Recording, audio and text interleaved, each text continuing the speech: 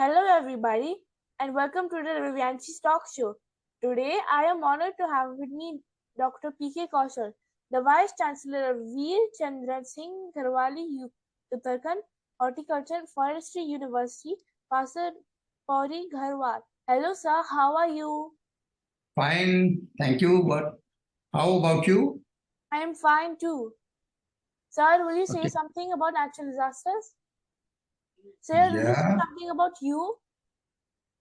Yes, I am Professor Kaushal, working in one of the states of India that is called Uttarakhand. It is situated in the northwest of the country. And I'm working in the university. It's named as the University of Horticulture, Uttarakhand University of Horticulture and Forestry. Wow. Welcome to my show. And in today's talk, we will be discussing a topic that has become increasingly important in the world. That is natural disasters.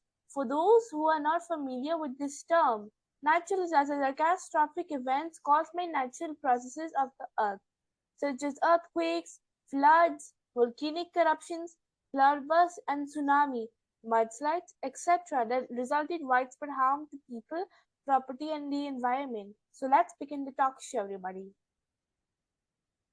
My first question to you, sir, is how do human activities such as deforestation and climate change impact the frequency and severity of natural disasters? Okay.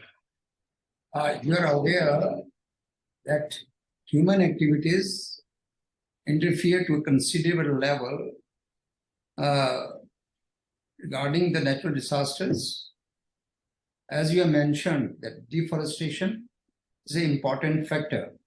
Deforestation, as most of you know, that when you cut the trees, remove the vegetation from the forest area or any land, then there are a lot of consequences. The first one is that when there is a rain, precipitation, snowfall, then all the water flows without any interception and it goes to the rivers, and then there are flash floods.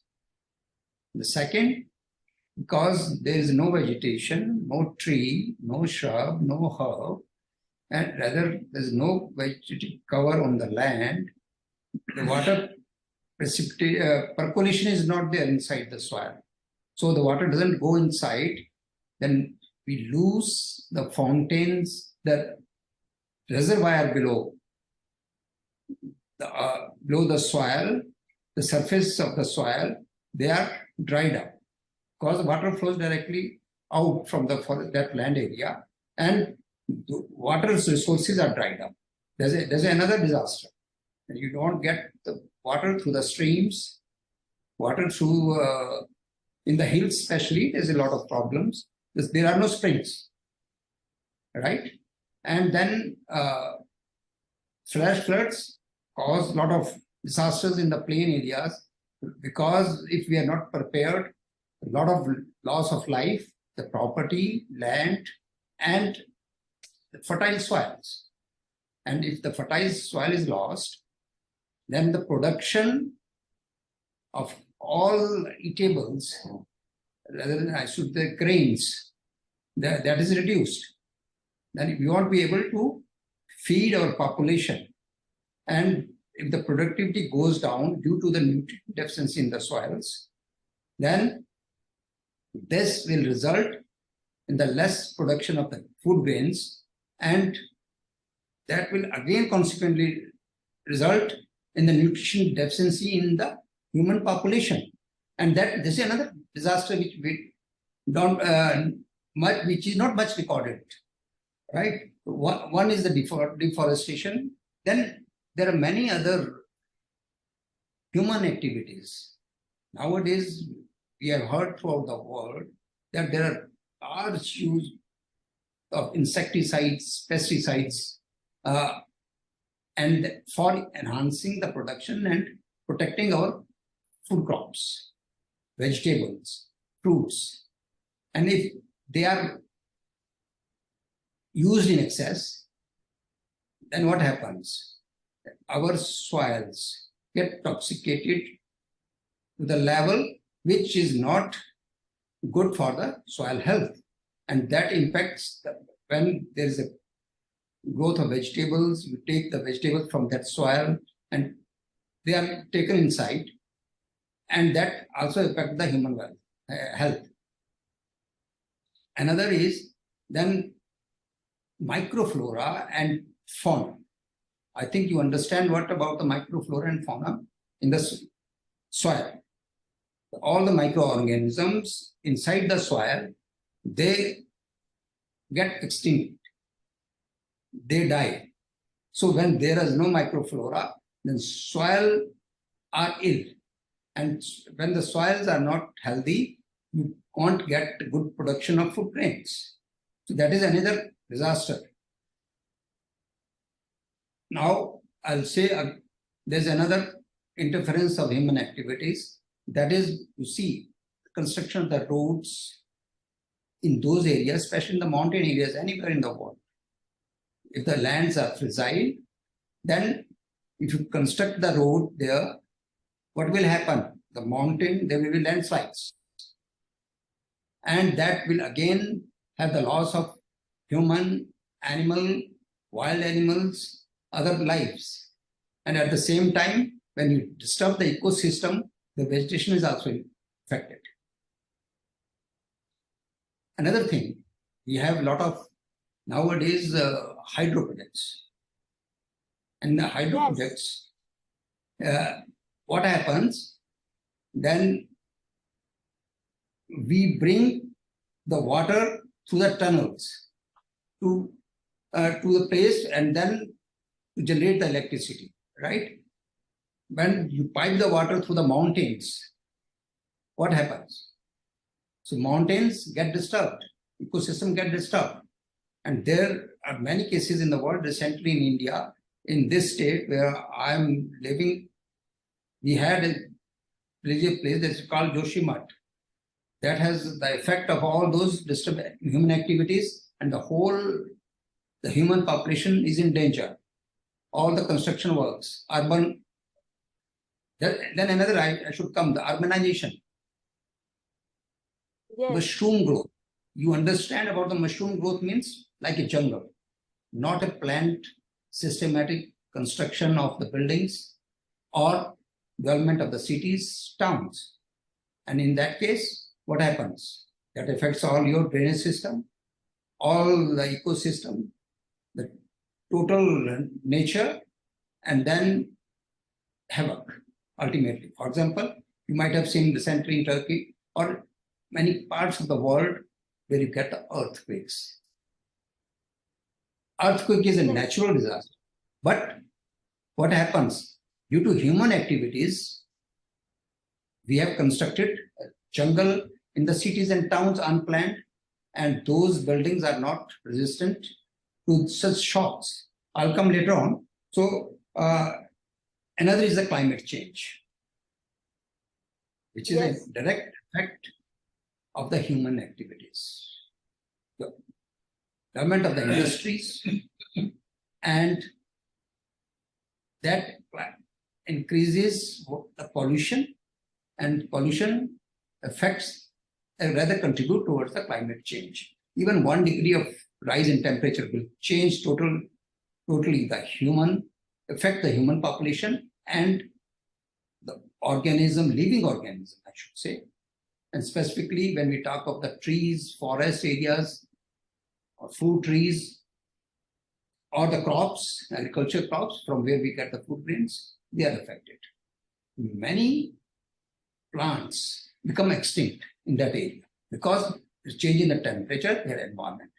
And then there is a shift of these plants to their natural habitat, which is different than where they are already living. From that area, they becomes extinct. That is another disaster. So, thank you, sir. Another, okay. But there is one thing which we don't rather think of. Nowadays, we talk a lot of talk in the electronic media about chemical warfares. Yes. The chemicals are prepared by us as a human, as a scientist, as a country, right, to fight our enemies. And Yes. but when they are used, then there will come the natural disasters, loss of lives, wildlife, human lives, wildlife, and all the living organisms in that area. So that is also the, I should say, the human activities which contribute towards the natural disasters. A lot of examples are there. Because of the time limit, I think we won't be able to discuss all those today. Absolutely Right? correct. And thank you, sir. That is so insightful of you. Let's move on to the second question. Sir, Yeah. could you please let us know what are the most effective strategies for reducing the impact of natural disasters on communities and ecosystems? Yes. You said that effective strategies for reducing the impact. Yes. The strategies should be, the first is when there is the risk about the natural disaster in any area, any part of the world, the strategy should be, the early warning system should be in place so that you can take the effective measures to rescue the human population or any inhabitants of the area. For example, I should give few examples to you that if there is an early warning system, if the floods comes, those who are living along the banks of the river, they can be timely rescued and removed from that place. Otherwise, they will be washed away with the floods. Similarly, when there is a cloud burst, you understand about the cloud burst? Yes.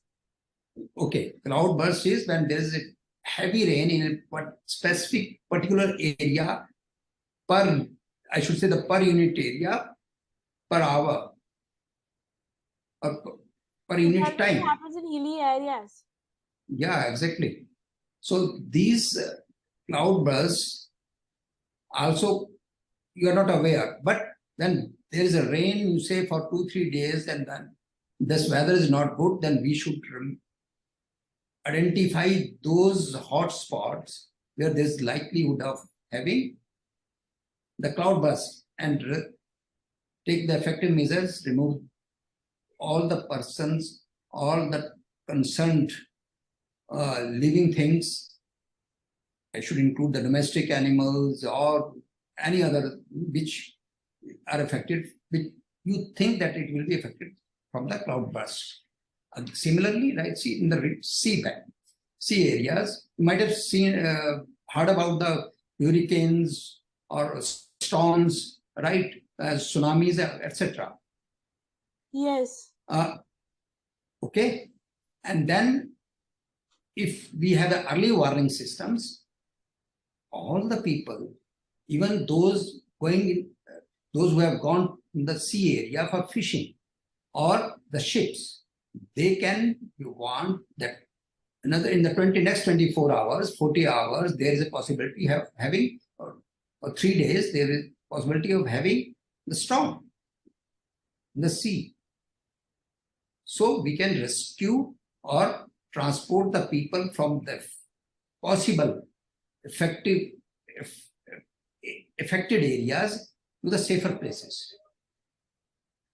So these are the effective strategies. Then risk assessment has to be made. Risk assessment means that we should go for a study that where are the possibilities of the risks. That is called assessment, so that we can take the precautionary measures. Then another is a land use planning. In the land use planning means that the land which is suitable for a specific thing, we should not do other activities in that. If it is for the cultivation, it's good. If cultivation is not good for that area, it should not. If the land should not be disturbed, if it is full of forest, we should not cut the trees from that, right? And if there is land where the road should not be constructed, that in that area we should not construct the roads. Rather, we should prefer the tunnels, especially in the hills, so that your surface, the mountains, remain safe. This is how we can have the effective strategies. Then infrastructure and about the buildings. For example, we have the earthquake prone areas, which we know that there are 4 or 5 level of the earthquakes, and we have already classified in the world that which are the areas which are more prone or more effective, where you have a higher severity of the earthquakes. Then we have to construct the buildings which are safe from the earthquakes or have the less impact of the earthquakes. For example, Japan has done. They use the materials, they don't go in the high buildings because they know that their area is high risk areas. In the banks of the rivers, in the sea level, you might have seen if you have visited the beaches that sometimes there is wall is constructed in those areas, and that is to protect. Even in the rivers, you raise the walls so that water doesn't go inside the land and affect the food crops or human life or the animals. This is how the precautions are taken. These are the effective strategies. I think you're able to understand what I have said. Yes, sir. Or what next? Very true, sir. Shall we move on to the third question? My next question is very relevant to natural disasters in India, which impact many communities and economy. So, sir, how can we improve our ability to predict and respond to natural disasters such as earthquakes, floods, landslides, and cloudbursts? Good. I think if you study through the Google or internet, you get a lot of answers, but I'll give some practical examples. Sure, sir. Your question is that how we can improve our ability to predict. First is the prediction and then responding to the natural disasters. You have already mentioned some of the natural disasters, right? So in these cases, first thing is that we must have the scientific research or data, how these things happens.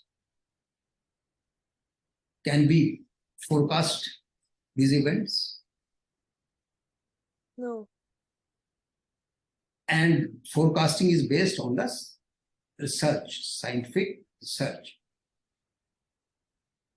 based on the large or big data which has happened in the history.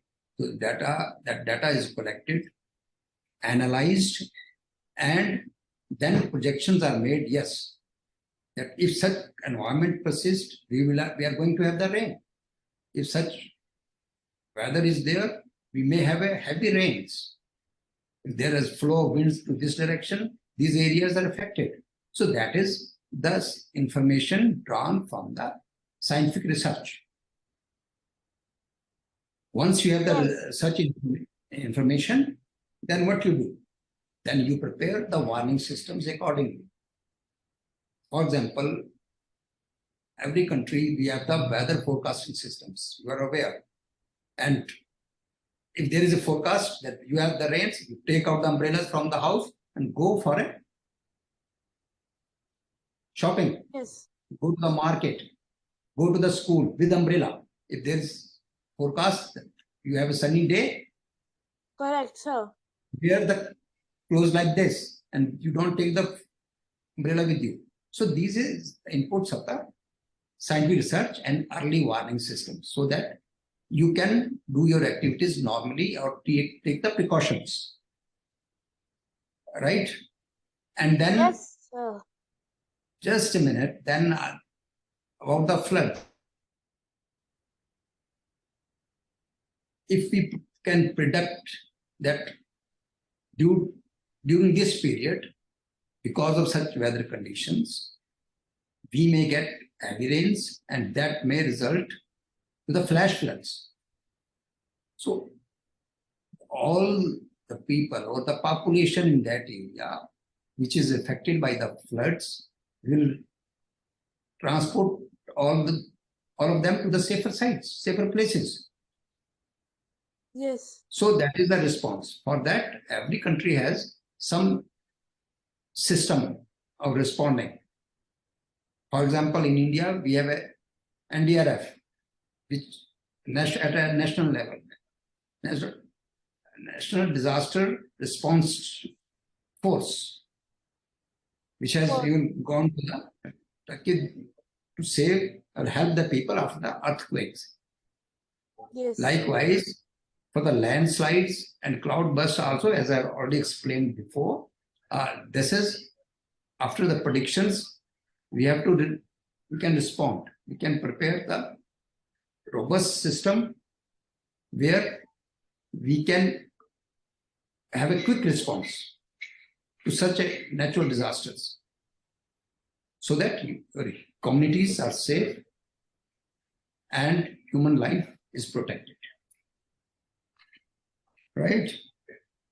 Wow, that is some great information, sir.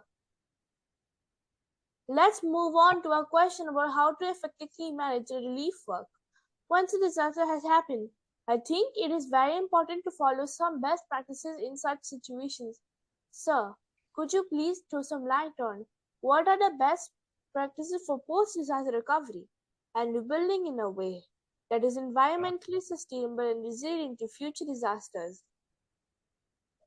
Yeah. Your question is that the best practices for the recovery. Yes. First thing I should say is learning from the past history. Yes. That how during the disasters, which were the measures which were most effective, and then after that experience of the past or the history, then we should prepare our plans. That if Right. such type of disaster takes place, whether, as you have said, it is in the form of the floods, earthquakes, cloudburst, or which we are not discussing today in your questions, is the use of insecticides, pesticides, which affect your soil health, right? And then there are many other things which, just as I've said, the chemical warfare, use of chemicals, and many other things. For that, what we can do is that to educate, I should say, our communities. Mhm. Tell them that if this has happened, how to make the fast recovery, right? Mhm. And Yes. then in the future, learning from those experiences to avoid the impact of all natural disasters, we should, after proper planning, execute those plans. Yes. Very important that good planning and effective implementation. Even one thing is left. You have good planning, but fails to have the effective implementation, don't get good results. Correct. and to make a environment sustainable and resilient. A robust ecosystem has to be built up, where there is a balance of development and or nature. You cannot stop growing the world, meeting the needs of the population, modernization, production, the industry's development, but at the same time, it should not be at the cost of our nature, ecosystem. Right. If there is any loss of the ecosystem, then there should be a mitigation by the effective measures. For example, if there is a pollution, you should have those systems, equipments installed at the source of the air pollution, water pollution, so that you get a clean water. For example, we have solid waste management, sewerage management, and then not allowing the polluted water entering into the clean waters, not only in the water streams, but inside the soil. So, I mean, a lot of things.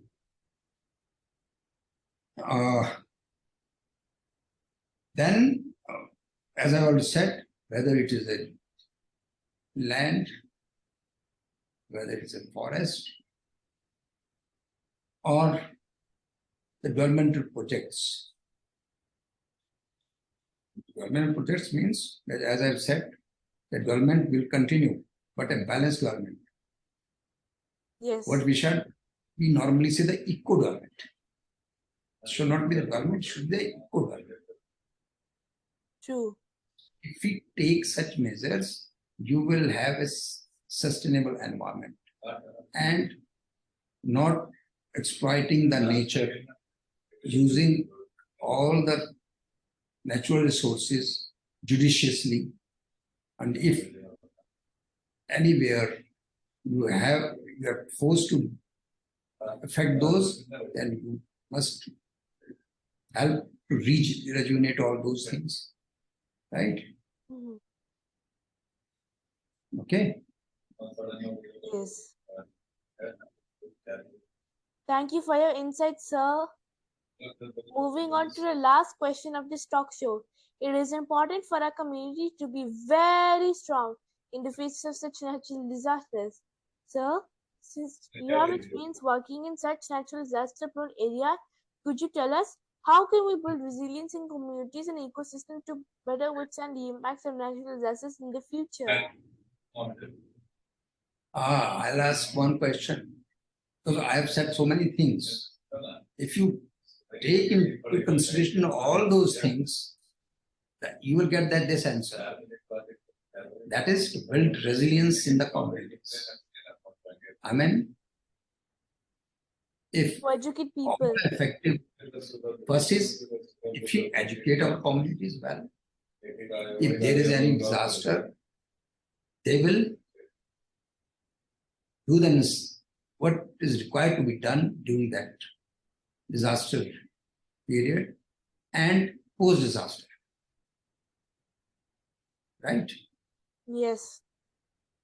At the same time, the education, of course, whether it's a school level or at home or in the colleges or the universities, but at the same time, we must be aware of these natural disasters.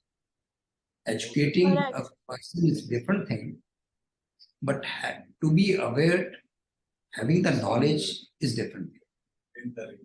So if you are aware that this is earthquake and what you should do during the earthquake, how you can find a safe place after the earthquake, how to help the communities which are affected. For example, there's a building, somebody is inside, to whom you should call, how you should work there, so that you are also safe and the person whom you want to save comes safe.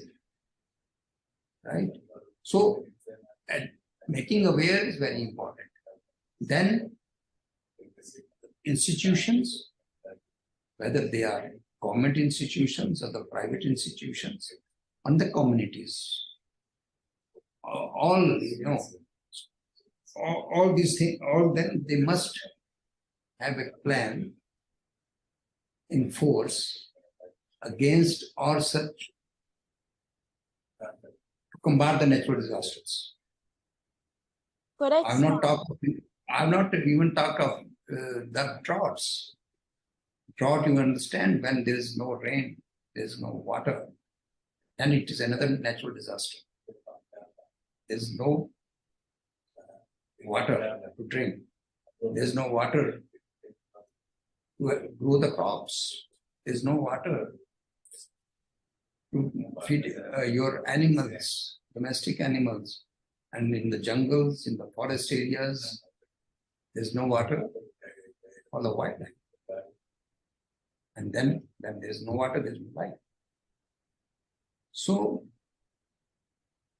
to save the water, rather from the natural disaster, must save the water, conserve the water, use it judiciously. And I should say that if you do the farming, even at home, even the kitchen garden, that should be precision farming.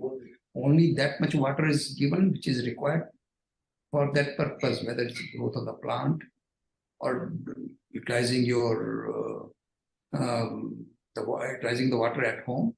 In many countries, what happens, then the water used, which is not toxic, it is somewhere it is treated and get the clean water. Somewhere even the water is then used after home and on the land to grow the trees.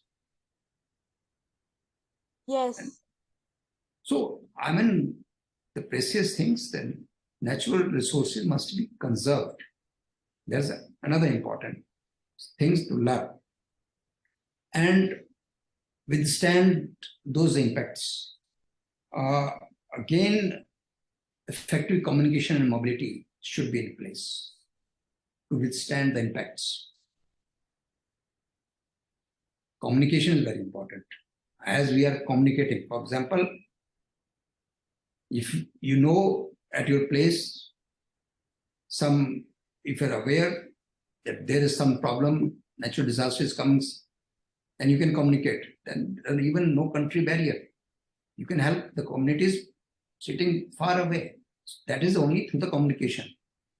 In the towns, in the cities, if you are aware that you can help through the mobile nowadays, your friend sitting in a village, that yes, this will going to happen, you please protect yourself. So important communication. Then the mobility. Communication means you have informed. But if there is no transport, the mobility, then again, there will be disaster.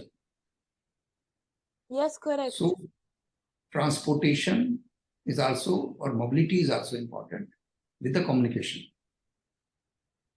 Another important thing, natural resources are to be protected and renewable energy resources are to be used, encouraged. If you want the green buildings, clean environment, then the renewable energy resources or sources like solar energy. You understand from the solar energy? Yes, wind. Yeah, Wind this energy. energy. Yeah, even the electricity can generate from the solar. Solar panels. Yeah, and what will happen? Then you will save the energy generated through the thermal power stations or energy generated through hydro electric projects, and which I have said in the beginning, if you have the hydroelectric projects, what you do? You just dig out the tunnels, destroy the ecosystems, so that is avoided. So alternate use of these energy resources, or rather renewable energy resources, which can any system which can be renewed, right? Then yes, So all those things which accelerate the risks of whatever till now we have talked about the natural disasters. Many we have not even discussed now. For example, this crops in India, we do what they burn the residues of the crops.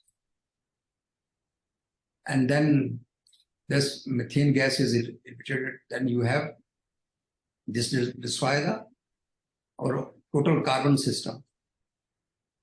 Carbon stock by growing the trees has to be encouraged so that our global warming is reduced.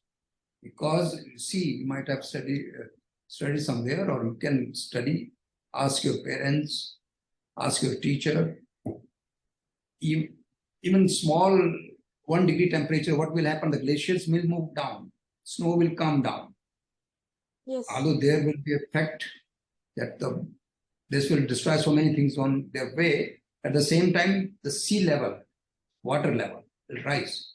And there is scientific report. In the coming years, many towns and cities, which are now we see at the sea level, we will not see them. They will be drowned. Water will rise. So global warming has to be checked in. And all the sources of the global warming means a rise in temperature. A very small rise in temperature affects all things. Even I have not talked of the diseases, insect pests, which comes out. See the COVID, we have a virus. Although we don't know the source, but that has gone towards the natural disaster, killing across the countries throughout the world. Human population, right? So these are all you should understand. And I think this short talk with you will definitely be interesting. Yes. Yes, sir. With this, we come to the end of this talk show. Thank you, sir, for finding time from busy schedule to join me in this discussion about the natural disasters. The insights shared by you will be very helpful for us in our understanding of how we can manage such situations in the future. Once again, many thanks for your time.